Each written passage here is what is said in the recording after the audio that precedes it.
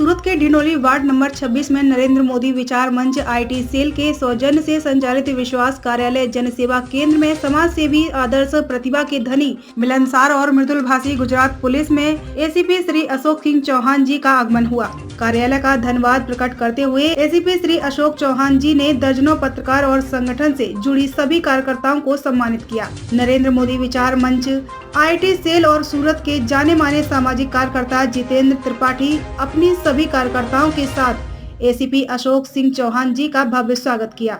इस मौके पर ह्यूमन राइटर्स के प्रदेश अध्यक्ष योगेश मिश्रा, नवोदय एजुकेशनल ट्रस्ट के ट्रस्टी MS चौहान सहित अंतर्राष्ट्रीय मानवाधिकार के अनिल सिंह और श्रीमती निशा राय सहित कई पत्रकार एवं समाज सेवी उपस्थित रहे। अशोक सिंह चौहान जी ने युवाओं को जागरूक करने के लिए प्रोत्साहित किया और बताया कि युवा ही देश के भविष्य हैं। देखिए सूरत से पूनम पांडे की ये रिपोर्ट। मेरा नाम अशोक सिंह चौहान है, deputy police superintendent Kutch Bhuj JIC। जी आज यहाँ पे कैसे आना हुआ JM ढिंडोली में? वैसे अभी मेरी बेटी कोरोना पॉजिटिव है, इसलिए मैं फैमिली सिक में हूँ। तो पुराने सब साथी हैं उत्तर भारतीय, उनके आमंत्रण पे आज मैं उपस्थित हूँ।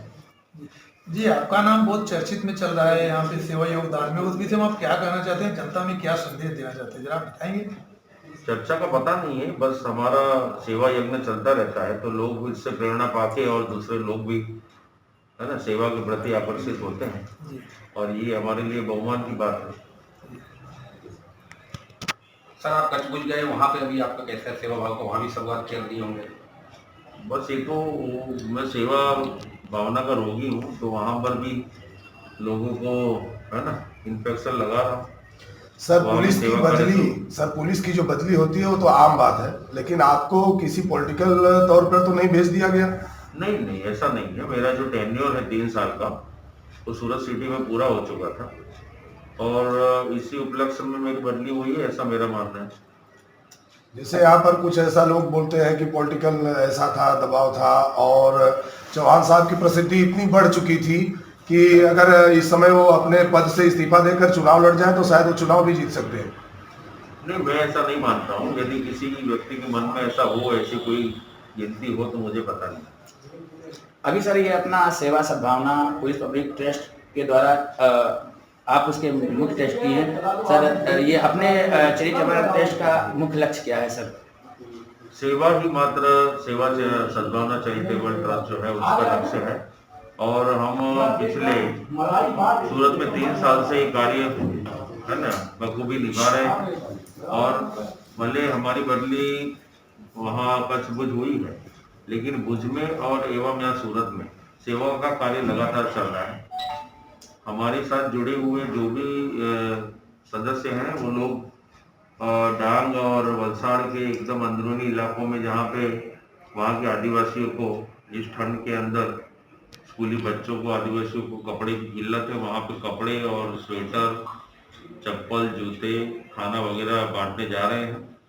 और यहाँ भी सूरत सिटी के अंदर अभी अलग अलग 17 जगहों पर 17 समय हफ्ते में अलग अलग दिन खिलाए जाते हैं खाना, तो सेवा चल रही है। सर आप मूल रूप से उत्तर प्रदेश से हैं और यहाँ पुलिस सेवा में हैं और आज की जो नव युवा पीढ़ी है वो आपको रोल मॉडल में आना चाहते हैं, उसके लिए आप कुछ टिप्स देंगे हमारे चैनल में? मुझे ऐसा लगता है कि हमें यूपी से यहाँ इसलिए आना पड़ा है कि संसाधनों की कमी थी और हमारे जो पूर्वज थे, हमारे माता पिता, उन्हें आय की खोज में और उपार्जन के लिए यहाँ आना पड़ा। तो जब हम यहाँ प्रदेश में आके बसे हैं तो हमें एक दूसरे का हाथ थामना चाहिए और कोई एक सक्षम बनता है तो उसे दूसरे कमजोर जो है उसका हाथ थाम के और आगे बढ़ाने की कोशिश करनी चाहिए। मेरा सारे उत्तर भारतीयों के लिए यही संदेश है कि ये भूले ना कि वे प्रदेश में हैं और प्रदेश में एकता ही है ना सबसे बड़ा बल है। यदि आप एक दूसरे के बारे में सोचेंगे और संगठित होकर और रहेंगे तो आप यहाँ के जो देश है, यहाँ का जो स्थान है उसके लिए उत्तर भारतीयों के रूप में आप एक गौरव समान रहेंगे, है ना? जी सर, थैंक यू सर, आपने अपने अनमोल समय में से हम लोगों को समय दिया, उसके लिए बहुत बहुत आभार। धन्यवाद। जय हिंद, जय भारत।